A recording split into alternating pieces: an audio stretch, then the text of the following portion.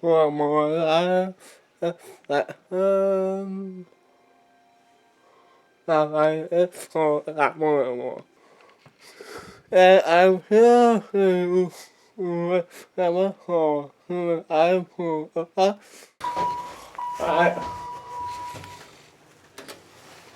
I don't put down. I'm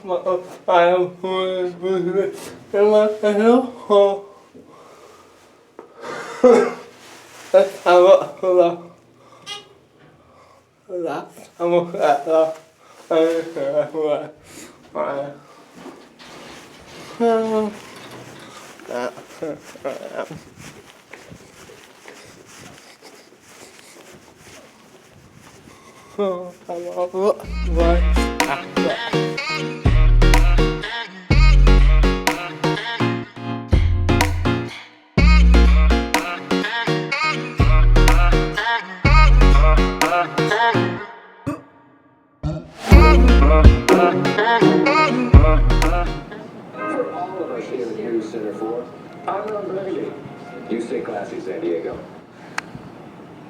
Repeat that. For all of us here at News Center 4, I'm Ron Burgundy. You stay classy, San Diego.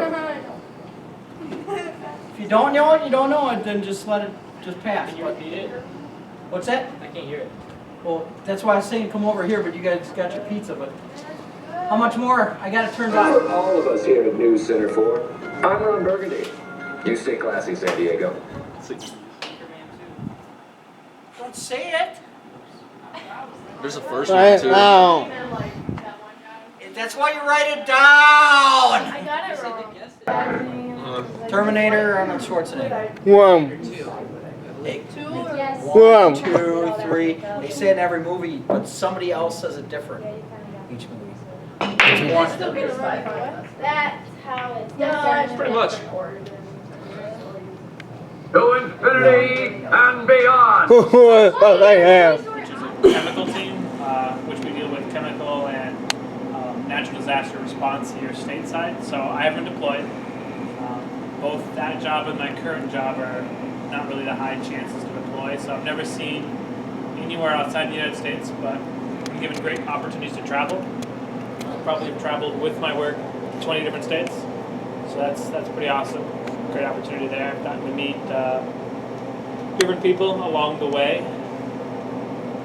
So originally I started as a medic. I did that. I did a search and extraction medic for 2.5 years. Then I became just a medical technician where I gave shots.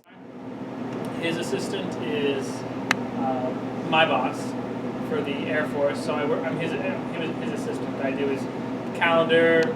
I do things like getting coffee if he needs it. He's not a big coffee drinker. But I guess anything that he needs that eliminates smaller tasks that he can focus on the bigger mission. Okay. So that's what I do there. So that's me, I guess, summed up on the Air Force. Graduated out of high school here out of Watertown. Graduated in 2007. During then, I could have done better. Probably could have done better as a student then. I had my priorities, I guess, a little bit backwards, and more about video games or spending time with friends and doing things like that, and not realizing that it could have set me up better for my future. I still scored well in the ASVAB, so I was able to pick any jobs that I wanted. What's that? My ASVAB? So the ASVAB scoring is, I think it's like 5 or 6, I'm not for sure, it's been a while since I've done it. They do like English, math. And it's for what? Placement. Placement at what? Air Force? Air Force, Army. Okay. So it's a military. Military's placement test. If you place well, you can get great jobs like intelligence, things like that. You place low, like I think if you get under like a 65, the Air Force won't even take you. So it's a very important test. What's the number? Or what's a good number? 100's a good number, right? 100's hard. I got a 91. My uncle got a 94, and he went to pilot school. I'm going to say mid-80s, you can pretty much qualify for any job that you want. Pilot school is hard because I used to do flight physicals. That one's pretty difficult because you have to have correctable vision to 20/20. You can't have like anything wrong with you if you want to become a pilot. You have to have a certain height requirement. There's a lot of things because the ejection seat can't properly work if you're too tall or you weigh too much, or if you're too small. It doesn't operate properly. So my uncle almost got to do it too, but he had a steel plate in his head. My basic training, so I did that in 2011. I joined the unit in March. They didn't tell me I was going to leave until November. I left in May. So really quick, I only did one drill with the unit before I was gone. So that brings up, I guess, a good thing to do, or if things don't always work as you plan. So you have to make sure that, so yeah, I had to make sure my family was good, that Lily was taken care of, that her mom could take care of. There was tons of forms that I had to do, and I was gone 6 weeks later after enlisting. I was gone for 11 months. So my basic military training, and then I did my EMT school, and then I went right over. So that was in Texas. So basic and EMT school were in Texas. One was at Lackland, which is where all the basic military training happens. That's been going on since my grandfather was in. They've been doing basic training in the same place. Don't change too much there. And then I went to Fort Sam, which was in Texas, just down the road. I did my phase 2 there, and then I got to go to Wright-Patterson, Ohio, to do my phase 3, which was Fall 1 medical training. And then I did my phase 3 there as well. So I didn't go home. I enlisted in March, left in May, and I didn't come back to Wisconsin until the end of February the following year. Because you have to have a high school diploma. They won't take us out a high school diploma. They used to, but now that's bare minimum. So that's that. And then after high school, I had a kid, and then so now that I'm in the Air Force now, there's also great benefits there as well. So there's different types. So there's active, which is obviously you go somewhere, that's Title 10 active duty, you can go anywhere in the world. The reserves is a subcomponent of active. They have their commander-in-chief's the president, and they're still Title 32, so state, like Guard, Reserve, and then there's Guard, which is state, which our commander-in-chief is the governor of whatever state you reside in. SARS would be Governor Walker, and so that one's 1 week in a month, 2 weeks a year. Active's obviously 24/7. The reserve follows the same schedule as the Guard, but there's great benefits that come with that. Schooling. Here in Wisconsin, we get a nice Wisconsin GI kicker. So on top of getting your GI Bill and tuition reimbursement, you also get a kicker, which is like an additional like $400, $500 a month, just to help you get your books and go towards extra things like that. Anything extra, it's free of charge. So the schooling benefits, I've gotten to obviously see the United States, not the world yet, the United States. That's been pretty awesome. And I think as a person, I've developed more. I used to think very short-sighted in a lot of things that I did. I would only care about the next day or when I get up and come back to the ROC to play video games all day. And now I think bigger picture. I think of things like if I'm to go out somewhere, I think about the cost of something now, whether or not it's fiscally responsible or if I'm being responsible with my money.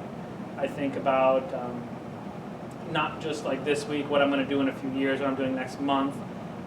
You learn to about some of the things that might affect your daughter if you did something stupid. Exactly. That's a great point. Anything I do, I always think about my daughter or my military career. So I find myself using forethought a lot more. So before I do anything, I think about 1, is it going to affect my daughter? And 2, is it going to affect my career? Is it really worth getting behind the wheel to go 6 blocks down the road to lose all of that? It really isn't. So I mean, it helped me as a person, I think. Became more responsible. You learned, duty, responsibility. You learned what you can accomplish, the things. Yeah, I think I learned a lot. I think I developed more as a person than I did with those technical skills that I learned, which is another great thing too, technical skills. I'm home. I'm watching all of him. And I'm watching him.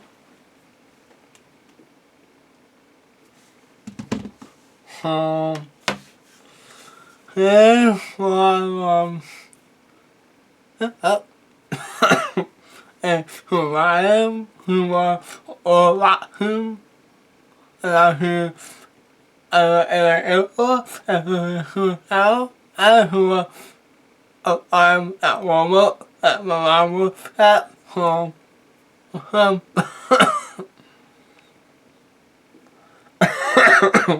So, and I can ask for one and here I have all a hammer and I am home. And like watching if you use a Bible and here I'm up on the road with mom. I mean,